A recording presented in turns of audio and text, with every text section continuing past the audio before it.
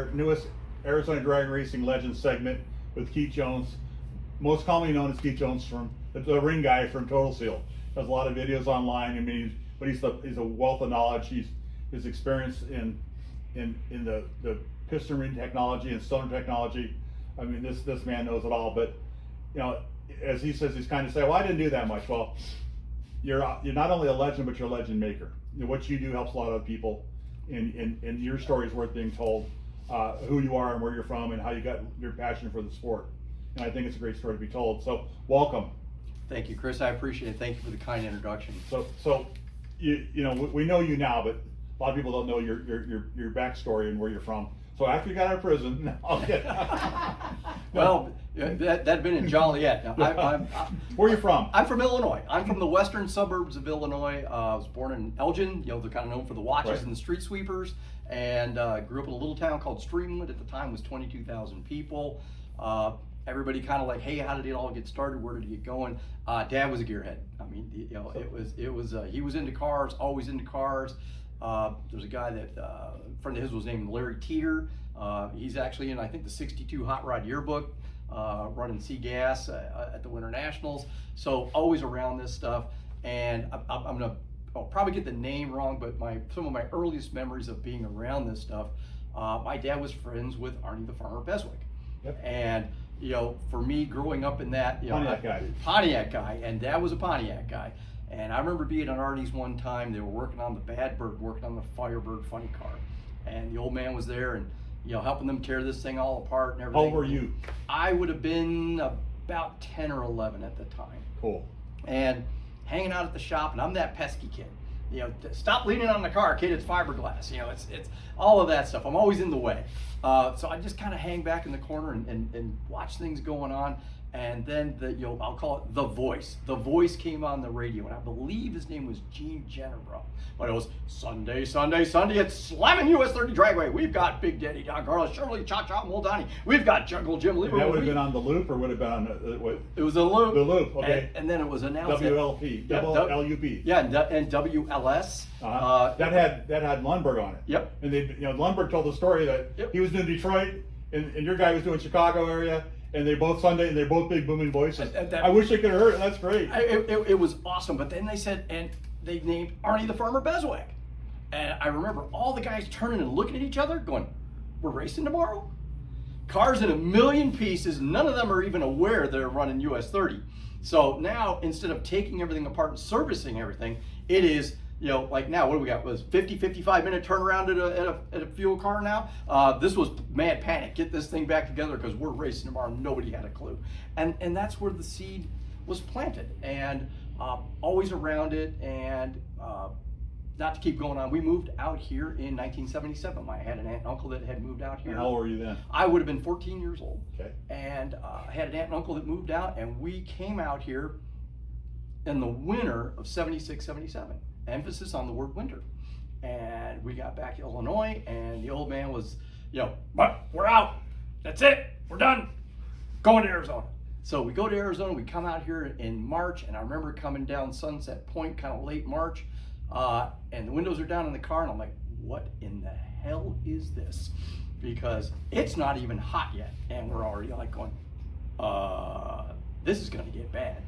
And you know, we loved it. I am actually the only one that's still here. My father has since passed away, but the rest of the family's moved back east. You know, got Wisconsin, you know, Indiana, Arkansas, kind of all over the place. But I'm the fool of the state. So let me tell you, if you came out here in '77, you came out here after we had air conditioned malls. Every movie theater had air conditioning. You should have been out here in the '60s. You know, that would have made your dad go right back. Oh, my thing was we needed to keep driving to San Diego. We could, you know, you could afford a house there then. Back in the Arizona got popular originally during the Dust Bowl days. How my grandparents got here. They were coming from Oklahoma because during the Dust Bowl, at the California border, they had people, officers of the border, turning them around saying you can't come in here. So they came back to Phoenix and settled. So Wow. that, that's how Now I know why. Yeah, absolutely. So you had it easy.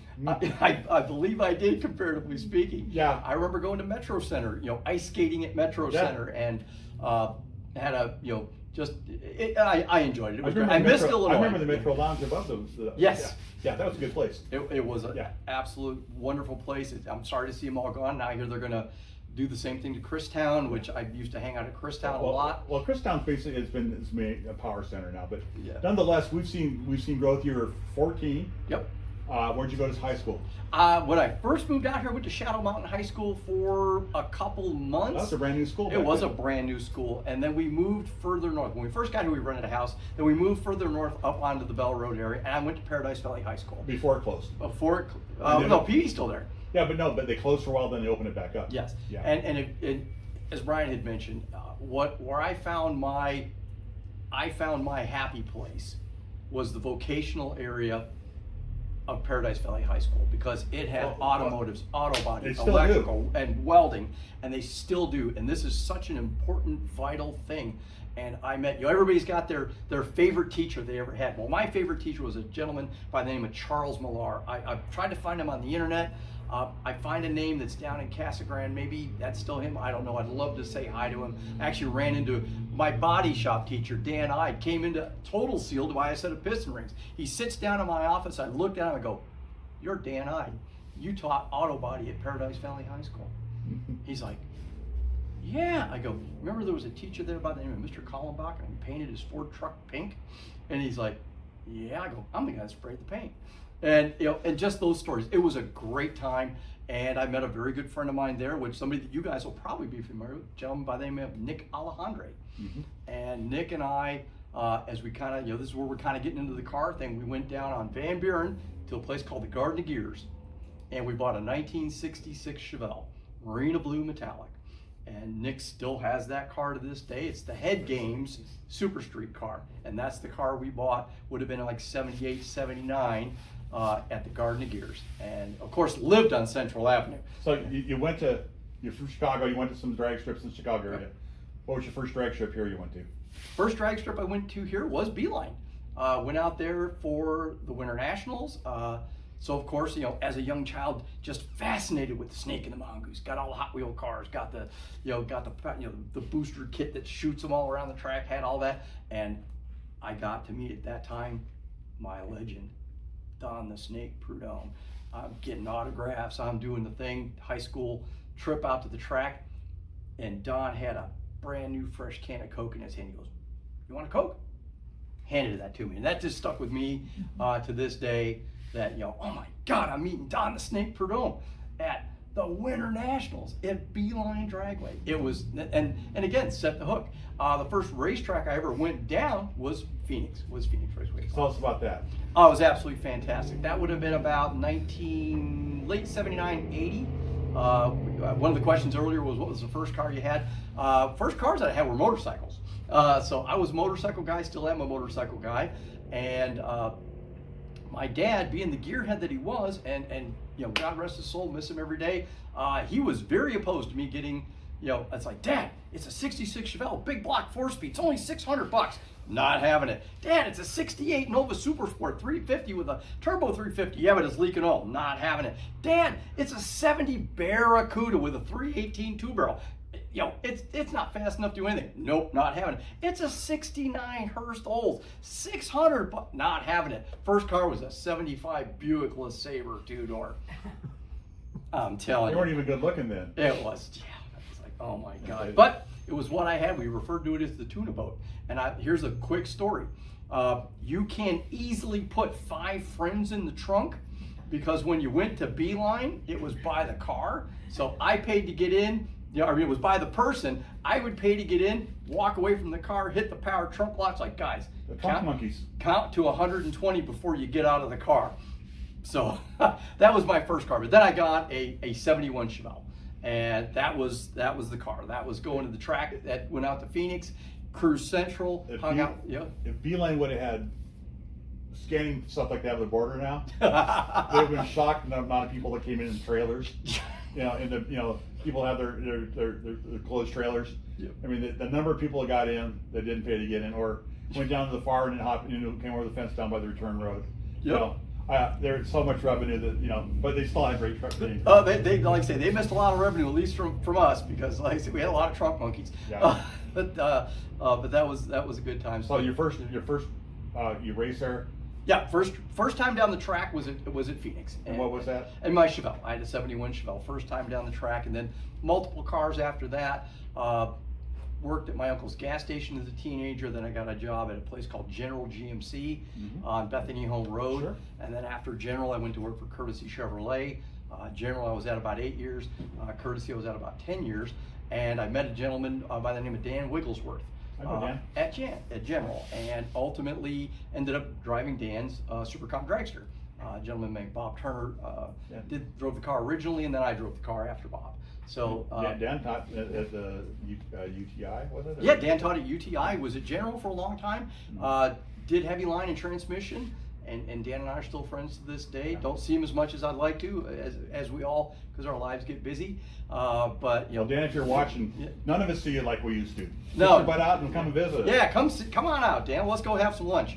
Run into some of the old gang from General. We had a lot of good times back then, and that just kind of evolved into running dragsters and running Supercomp for quite a while. So what did you drive? Well, tell me the cars you went through. Oh, as far as personal cars, I mean, I was so many Camaros and Chevelles over the years, different street cars. It was almost like it was a car lot at my place for some time. Okay. But my Chevelle was one of my favorites. And then I've had Fox Body Mustangs, and like we talked about going to the track, I'd take anything I had. I had a 2002 Chevy S10. I used to take it out to speed roll all the time. So you went through. It was a deadly drag truck. So you went through all the you learned mechanics. You learned you learned how to troubleshoot the logic of things.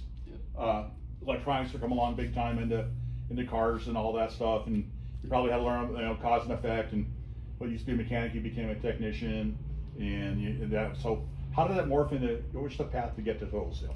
Well, so what happened is prior to Total Seal, I was working at Courtesy Chevrolet.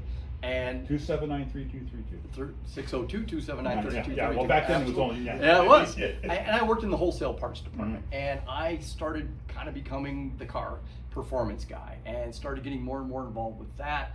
And that was kind of the direction that I realized that I wanted to go. Selling body parts was fine, but this is really, really what I want to do. And then I got an invitation from a gentleman by the name of Jim Spalding at General Motors to become part of what's called the GM Performance Parts Council. And we would meet so many times a year and talk about upcoming performance products that need to come out, and what do we need to build, what do we need to do, help them work on IRL Gen 3 engine program, the 502 big block Chevy program, and kind of saw that was like, hey, this is kind of cool, this is kind of fun, seems like a guy could actually make a living doing this. And after I left Courtesy, I kind of took some time and a couple of months kind of figured out what is it I want to do. And this is before the internet was the big thing, so this would have been like 97. And I literally opened up an ad in the paper, and Total Seal piston rings. Who are these guys? What's this about?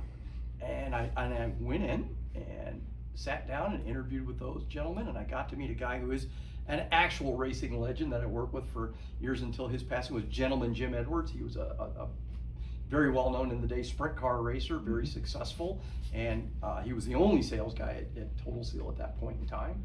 And sat down and met with Jimmy and a gentleman by the name of Horace Buers, who was the plant manager, and then Joey Moriarty, Joe Senior's son, came out, flew out to meet me, and bang, the rest is kind of history. So is this the time when they were back in Connecticut and they had the two different plants? Well, yeah. So what they had is Total Seal started in Phoenix, started in Joe's garage, literally in Joe's garage. What a lot of people don't know is Joe Senior, and God rest his soul, what a just excellent person, smart, brilliant, multiple patents, developed a rotary engine for General Motors, not a Wankel. We still have it. It's still upstairs, sitting up, we need to put it on display. We still have it. And he developed a rotary engine for General Motors, and part of that was the gapless piston ring. Part of that was part of the internals of that engine. Well, GM thanked him, appreciate it. This is fantastic, but we're not going to do anything with this. So that was it. Now, next thing, Joe's standing there going, I got a whole family to feed. What am I going to do? And we started doing the gapless piston ring. So Total Seal went legit in '67, and Joe was making it out of his house. We refer to it as Joe's garage. And then that evolved into the facility at 2225 West Mountain View, which they were at for quite some time. Then when I started, they were off Peoria. So I started at the Peoria location. By this point in time, Joe had a major heart event and moved back to Greenland, New Hampshire.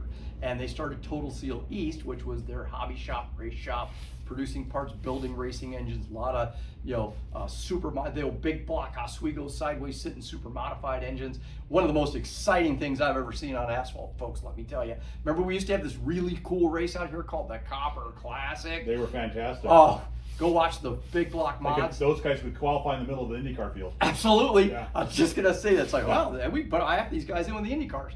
And what I loved about watching them, you watch the Indy cars, they're all pinned down, locked down, and these guys are putting a slide job on it, coming through 4, and they're keeping up with IndyCar times. They're doing one of these things. It's like, that's a handful of driving. But they built a lot of those kinds of engines. And then they decided, kind of late 90s, they'd had some different people managing the company and decided, you know what, we're gonna build one big facility, we're gonna move it all out to Arizona, and we're going back. And that's right about the same time. Just shortly before that happened, I had started with the company, and we built the current location up by Deer Valley Airport. You had mentioned the brew company. They're right down the street. I've been there. Yeah, for a short while I worked when Arid was sold to K&N. Yep. We were right around the corner from it. Yep, you were right around the corner. Yep. Absolutely. And the rest is kind of history, and that's when I started working with Total Seal. And at that time, about the only thing we really did was make the gapless second ring. It was about the only thing we really did. I remember back in the 80s when I had my speed shop, I'd go to Total Speed Pro Steel Power Yep. and pick up my parts. Yeah, you go down to the warehouse. And I see somebody from Total Steel picking up sleeves of Yep. rings. Yep. I mean, a big sleeve of rings. Making gapless second rings Yeah. out of it. And we had a handful of employees at that time and started making gapless rings. And when I came to work for the company, it's like, wow, we got to do more than this. If we're going to grow this thing, we've got to do more than just make gapless second rings. And because of that relationship of the people that I knew at General Motors, I made a phone call to Warren Johnson, to the professor. And it's like, Warren, and I'm trying to learn about piston rings. I know about piston rings. I've been on Lopers, bought my piston rings, got my Speed Pros, been to super shops, been to service center. I've gotten my rings. Give me that. You want a low tension ring? What's that? And I like to make fun of it when I do my tech seminars. I always pose the question. It's like, hey, how many guys have used a chromoly piston ring? And you get a lot of hands that come up, and I go, well, no, you didn't. Chromoly is what we build race car chassis out of. It's either chrome or moly. It can't be both. But that's what I thought at the time. And started really learning about piston rings and deep diving piston rings. And I called Warren. So I'm like, Warren, what about the rings that you get right now? Because you're getting them out of the fab shop at Sealed Power, getting all the hand picked parts. And he goes, I'd like to get 8 rings that are actually all the same. And he would know it too. He wouldn't go like, what are you talking to me? He goes, I buy sleeves of rings. I got Kurt sitting on the floor with a mic in every one. Okay, that one's 042.5. That goes in that pile. Oh, that one's 42.7. That goes in that pile. Oh, that one's 42.2. That one's junk. Okay, and just grouping all the parts. Going like, really? They're not all the same? And that's when they were within tolerance, but not his tolerance. But not in his tolerance, and that's when we really started deep diving and looking at the manufacturing processes, how these parts are made, the specs that they're held to. Now, about that same time, somebody that you guys will be familiar with, Matt Hartford. Matt comes to the company from New Hampshire, and Matt is. I thought he was in the Navy or something. Yeah, he was. Matt was a nuclear engineer in the Navy. He's the guy that hot racking down in the bottom, making sure that power plant doesn't blow up. Homer Simpson of the Navy. Yeah. No. So Matt's doing. Matt comes and he's running Top Dragster. We don't have Top Dragster out here. We got Super Comp. We had Super E at one time, and then we had Top Comp. But at the time, the only thing we had Super Comp. Matt comes out with a Division I Top Dragster. I'm like, what's this blown alcohol monstrosity gonna do out here other than kill people trying to put a throttle stop on? And that's a whole nother set of stories. Well, I'll just say this because she's around and she'll remember. So we're at Firebird. Matt comes off. Matt's in the right lane. Carolyn Hill's in the left lane. Matt comes off the throttle stop. Car turns sideways. I can read Total Seal down the side of the car. Matt straightens it up, passes Carolyn on the left side in the left lane at Firebird going 200 miles an hour. And at that point in time, we said, we're done with this throttle stop thing. This is over. And that was it. So anyways, Matt came to the company, and then he and I just really started, whirling and swirling. What do we do? How do we make better parts? How do we do this? Joe's there. We brought the gapless top ring back. Total Seal started with a gapless top ring, morphed into the second ring. They were having problems because of the heat. Because of the heat. They didn't realize the end gap that it had to have. I started asking customers that old boxes to send me instructions back, and I found the original instructions from like 73, 74. And like today we use a multiplier, bore times a number, to calculate your end gap. Bore gets bigger, gaps get bigger. Back then it was a fixed number. Top ring, 7,000. Didn't matter what you had, blown, nitro, alcohol, 7,000. Not enough end gap. That was the whole problem. So we worked with a gentleman in Tennessee by the name of Mylan Kiesler and started dynoing engines and running parts, and we figured out it was the end gap. So we brought that back. Then we started looking at the actual manufacturing processes. How do we do this better? And instead of grinding rings, we started lapping rings, and we just developed entirely new processes that to make a better part, not make it faster, not make it cheaper. How do we make it a better, tighter tolerance part? How do we hold our current top of the line parts, not to get all techie and everything, like a typical production piston ring, you'll say an 043 ring, like I mentioned earlier, that's 42.5 thou plus or minus 5/10,000. So 43.0 to 42.0s in spec. Our worst ring we hold at 10th.5. The good stuff we hold to 50 millionths of an inch. So we developed process to make much, much tighter specification parts. And I've been very, very blessed working for this company all through the tenure of the Moriarty's owning the company, and now Matt owns the company. But I've been all over the world. I literally have been around the world working with Formula One teams and Australian V8 supercar teams and rally teams and Top Fuel teams and Pro Stock teams, and it's been a blast. So like I said, this is part of what your role now is. You're a legend maker. With a legend, people go out and they're not having problems. The engines are sealing, getting more runs out of an engine than they ever got out of it. There's the rings are in the job. You've company's gone to extreme lengths to help teach people how to hone a block.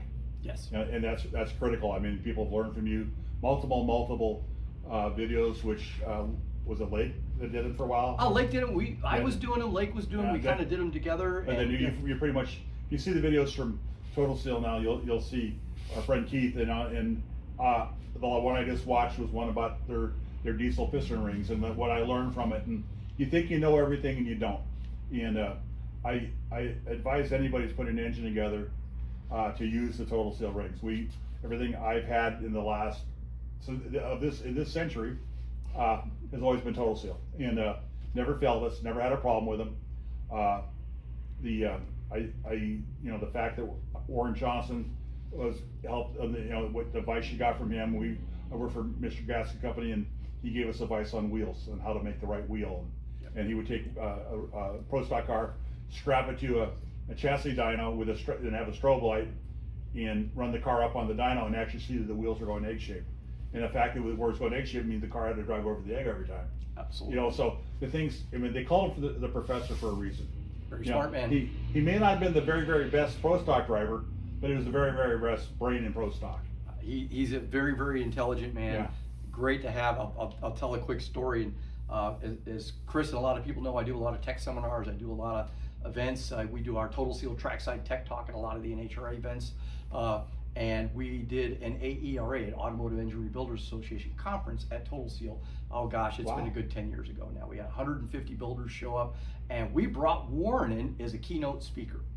And it was a great event. But what happens at a lot of these events, you've got all these people, all these guys, and where I'm going is don't be shy, ask questions. So I've got all these people in this room. I've got Warren Johnson on the podium. Warren tells his story, does his thing, and then, okay, he opens it up for question, and it's crickets. Well, nothing, nobody. I've done those seminars when I work for Holly. And people are afraid they're going to ask a stupid question. The stupidest question is the one you don't ask. And what you might be surprised other people have the same thoughts that you do. You deliver a guy, on a silver platter, and I've been there, man. It is so funny. So I'm standing there. It's absolute crickets. I'm like, 150 people here, not one person has a question for Warren Johnson, and I can't be the guy to ask that question. So I spot, Mike Tomaszewski, TA Mike. I spot Mike. I go over to Mike. I go, Mike, ask him a question. I said, somebody's got to ask him a question. You got it going? And Mike goes, hey, Warren, what's the perfect rod angle? And Warren just, there is no perfect rod angle. It's a hunk of metal that holds a piston to the crankshaft. That's it. That's what you do. You put the rings on, then you figure out what rod goes in, and that's it. And it exploded. Everybody just, we had to stop the Q&A after an hour and a half because it just kept coming. But it was Mike, I had to nudge Mike to ask him something. Well, another great story about Arizona guys. You know, we'd hope to, we're gonna get him soon as well.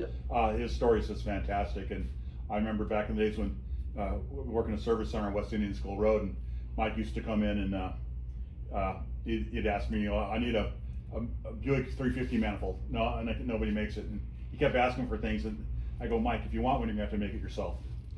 So you're the reason.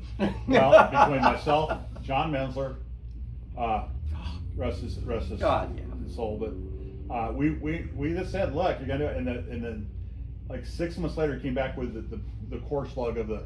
He goes, there it is, I'm gonna build it. Someone's got to do it. And it's like, I'm so proud of the guy. He was working full time for the Arizona Republic newspaper. Didn't want to quit his job because of the insurance and the benefits he had. He was doing all that stuff at night it took him the longest time to realize that TA Performance is the real deal. And now you can build a Buick engine, which Pat Sardina did, build a blown big block Buick engine without a Buick part in it. Yeah, not an actual piece in it. No, I mean, a TA block, the whole works. So, the fact that we've had Arizona, I'm really proud of the legend makers, the people behind the scenes. It's one of my favorite things about back in my speed shop days was you're involved with everybody's project. You can take pride when they come in, they're all smiling, makes you feel good. When people call you, Keith, and they've had a problem, you help solve it, and they call you and say thank you, nothing makes you feel better. It's the best part of your day. And like we talked about, all the videos about honing and all the things, it's all, and this is every part of the engine. It's not just pistons and rings, but everything affects everything. And there would be, what drove us down the path of really deep diving all these subjects is, people would have a problem. It's smoking, it's doing this, it's doing that. And you start looking at the parts and it's like, there's nothing wrong with this part. I'm checking it. It's flat, it's light tight, it's all these. There's cause and effect. What's doing this? And you start asking all the questions about, oil system volumes and what did you do on the pan, and, sweat volume in the engine, and talking about compartment volume. And you start going down all these paths, and you come to find out it's like, about 99% of the problems that are perceived to be a ring seal problem have nothing to do with the piston ring. And that's why we've had and done so much working on education to understand this beast that we call the internal combustion engine and how very different they are engine to engine. Well, the story of Total Seal, Joe's starting off in his garage. He had to go through the same thing that I worked for Harry Filter Company. All the local side, this is the local guy. Can't be that big of a Johnny, deal. yeah. But out of state, you're like well known. You're sending, you're booming parts, you're shipping parts out of state. But none of the locals like, well, that guy can't be that smart. He's a local guy, Yep. And then finally, when you finally get discovered, when the local people finally realize it, you're way down the road. I mean, you're like don't be afraid. They're local people, but they're very accessible. They're here. We're lucky that they're in Arizona. And if you're an Arizona racer, you got them in your own backyard. You see Matt Hartford right now is doing very well at Pro Stock this year. He's won 3 races. Yes, he's won 3 races. 3 of the silver, the 75th anniversary Wallies this year, and people are always hoping to get one of them. He's having realistic the best year of his career in Pro Stock. Yep. Remember when he ran the import drag car? Oh yeah, he started off driving for Nelson Hoyos with the Focus, and then morphed that into working with John Lingenfelter, God rest his soul. Oh yeah, another great guy. And drove for John, and then I got a phone call, another gentleman that's no longer with us, and there's a few other things in there as well, but a gentleman by the name of Ron Hutter, very well known back east, did a lot with NASCAR and the Truck Series, and he was doing PDRA big inch stuff for a guy named Billy Dingman at the time, and we'll just say not happy with the guy driving the car, and goes, man, do you know anybody? I go, I think I got a guy. And I put them together with Matt, and then Matt started driving Mountain Motor Pro Stock, and then he went into Comp Eliminator, and the rest is kind of history. But what a lot of people, I'll say this, Matt's one of the hardest working guys I've ever met in my life. When I first met Matt, it had to have been like 97, 98, we're sitting there talking, used to go to JoJo's Pizza on Pinnacle Peak all the time for lunch, and his goal, and it just shows you that drive and that at that time, I'm going to run Pro Stock. He's telling me at that time, I am going to run Pro Stock. He's actually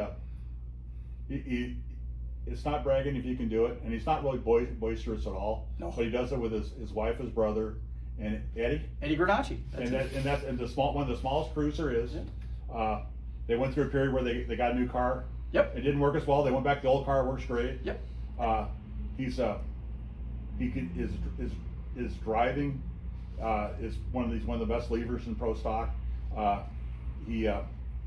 It's been fun to watch him grow, and the team of people he's got behind him.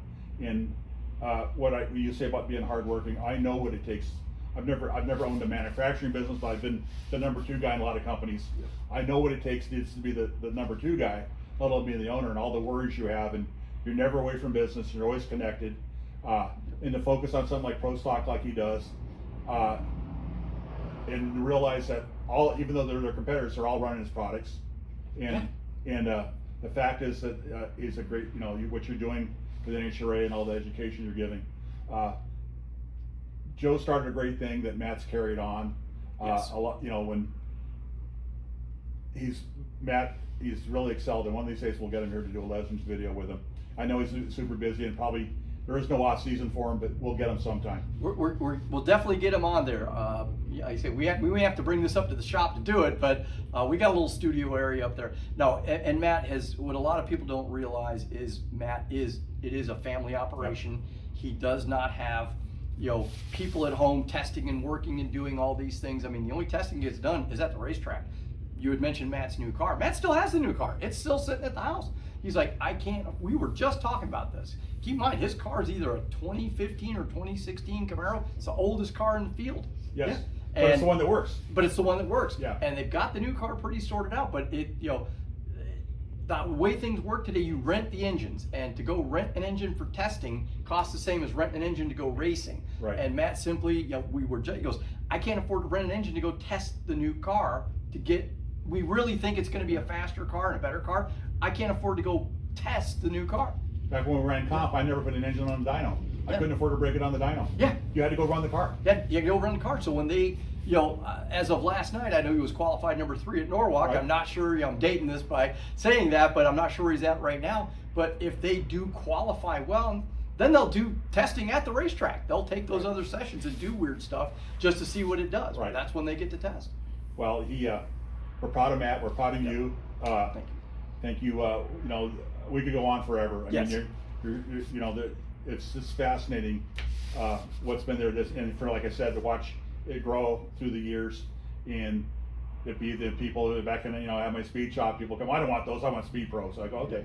And but it was the fact that where you've gotten to as a company, and the it's not just drag racing. It's Formula One. It's IndyCar. It's NASCAR. It's aviation, aerospace. It's mining. It's you're building. As you said, a ring is just a fancy seal, Yep. and you're building things that people would call seals. They didn't call them rings. You're building stuff and solutions for a lot of people, and the company's just grown into.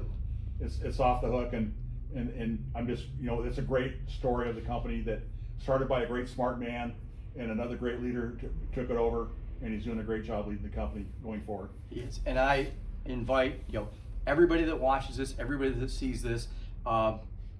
We are up by the Deer Valley Airport. We'd love to have you come by. Love to give you the tour. We can only show you so much stuff. There are some things in there we can't show. But if you're interested at some point in time, we are a local company. Stop by sometime. Hometown. Make an appointment, but make Hometown. We're right here. We're in Phoenix, Arizona. Is August still there? August is still So there. let's turn August loose on him. Oh, absolutely. For those that don't know August Cedarstrand, one fantastic guy. Absolutely love August. He is our resident Viking. If you haven't met August, that's all I got to say. He is our He's resident on Viking. Facebook. August Cedarstrand. Yeah. This is a mammoth of a guy, and with the biggest heart you'll ever find. Absolutely, just a teddy bear. Yeah. So you got Andy Volkel. You got the team you put together there. It's just like these are real people that Yeah. and all they do is want to help people. Yeah, absolutely. We've got a gentleman, Kevin Studaker. We've got Ben O'Connor. Ben O'Connor. Ben's Oh, yeah. local guy, been around this. And Ben came up through Lopers and did all this stuff and worked for Simpson and Ben's paid. Ben is path much like mine has been, and Ben is one of the greatest people. And all they want to do is make the right parts and keep people happy. Absolutely. Like I say, he's paid his price. We got a new gentleman, young guy. Like I say, Andy's there working with us. Got a gentleman by the name of Matt Moeller. Matt's in his 20s, recent father, but he's got promise. He's looking good. So all of us are getting a little old, and at some point in time, we got to pass this torch off. So we got to find the right guys to pass it to. Well, Keith, this has been a great. I mean, I love these videos because I get to talk to you, and I learned so much along the way as well. And I think everybody else who will watch this will agree. So thank you so much. Thank you for being a legend and a legend maker. Thank you so much for your time. Thank you. I appreciate you having me here.